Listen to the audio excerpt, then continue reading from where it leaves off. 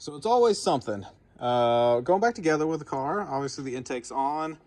The O2 sensor, I replaced I had a used manual transmission harness that didn't have any modified O2 sensor wires, so I got all that pretty much laid out. I just have to sort out the O2s from the actual manifolds now. The intake manifold's on. It's all reassembled for the most part there. The front end is still coming together. I was getting ready to put on the throttle body hoses, and as I was loosening these clamps so I could put them on in two pieces, I realized that this side looks very, very small for a 330 B30, whatever, however you want to refer to it. This is a 330 car now, but with the M54 B30 engine. So I did a little looking, and this hose is for a B25, and does not fit a B30 throttle body.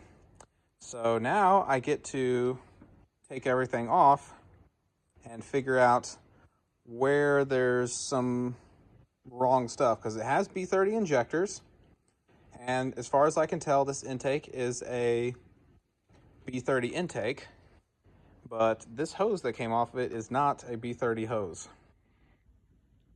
Okay, so I've got the throttle body off. I did a little bit more research, and it does have the correct intake manifold on it. It does have the correct injectors. It has the correct throttle body on it. It does not have the correct intake hose. The upper or the lower are both from the 325.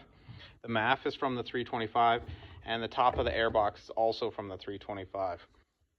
I did not know that you could even get this side of the hose to fit on a 330 throttle body, but apparently they were able to do that. So we're going to swap that all to 330 stuff, which means we need the larger intake hose, the larger upper intake hose, the larger MAF, and the larger MAF opening in the top of the airbox lid. So I've got that all laid out here. This is a new BMW. We're going to put that one on. This is an aftermarket one that's new. We'll use this temporarily. This is a used MAF.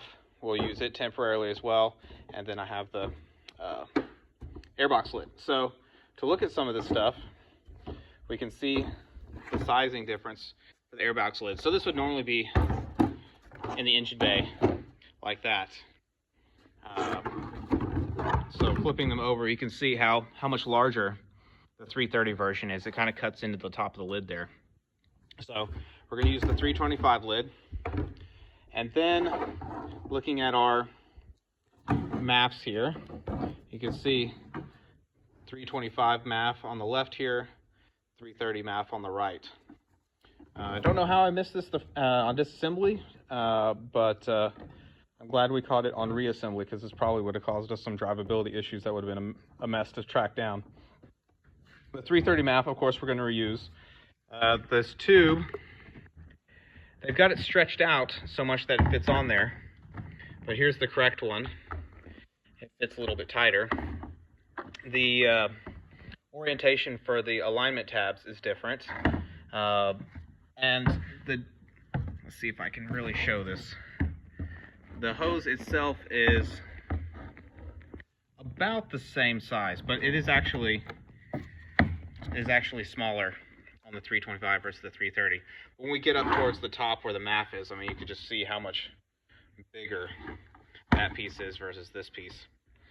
And then, just for interesting, here's a 325 throttle body. So the actual diameter is smaller, but it's got more of a lip. So I don't know if they kind of use the same bore, or the throttle body housing, and then bore it out larger for the 330. But it's similar. The O-ring is a different size. It is a 79.5 millimeter for the 330 and 75.5 millimeter for the 325. And it looks like the housings are different. There's this extra piece right here. And then looking at here, we can see the O-ring is pretty close to the bottom of the bolt holes, whereas here it drops down a decent amount. But yeah, so we'll go ahead and put the 330 throttle body back on it. 330 lower intake hose with its coupler, the 330 upper, 330 MAF, and then the 330 upper airbox lid.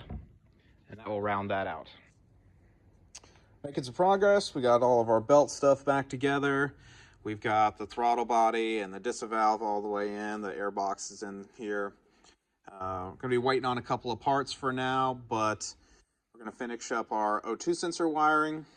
And because of everything, how it goes, these O2 sensors are the same, so they can go into either connector. So to make sure that we haven't got them flip-flopped, we're going to go through and just verify which connector this goes to. Is it the bank 1 or bank 2 O2 sensor? So at the O2s themselves, I already marked them, the connectors.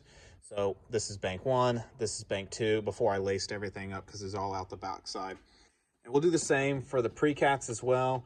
We don't need to mark them because it's obvious those O2 sensors are only about a foot long, so we can see where they go. But we're going to double check which connector is which. And so there's 4 wires that go to the O2 sensors. This is the harness side. There's 4 colors on them. I just picked black to make it easy. So this is the pin number on the DME for each black wire and where it goes and what O2 sensor it goes to. So I've just got this one's in pin number 24, which is bank 2 postcat. I've got my meter set on continuity, and then we're just going to go in and check. So that's our bank 2 postcat O2 sensor. So we'll do that. We'll double check. I mean, like, process of elimination says this is going to be our bank 1 postcat, but we're going to go ahead and double check according to our diagram here just to make sure, and then that'll get everything up. And we'll do that for all of them, and then that'll be that. We'll keep on trucking.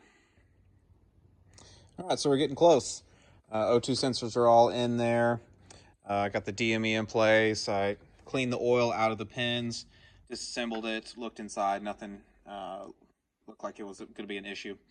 So we're going to probably wrap up here for the night because we need a good MAF, to finish this up. And we're going to replace this expansion tank and this upper radiator hose.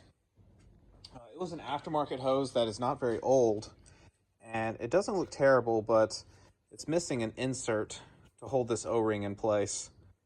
And the O-rings themselves just, I don't know, they just look cheap to me.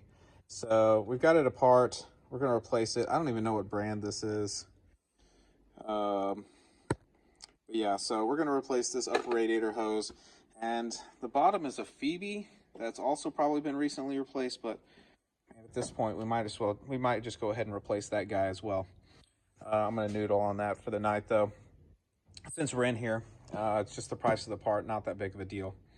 But that pretty much wraps us up for where we are. We're going to program the DME tomorrow and put the B30 tune in it because right now it has not been programmed for the engine swap. And hopefully we'll get all the remaining parts in and we'll crank this thing up and see how it runs.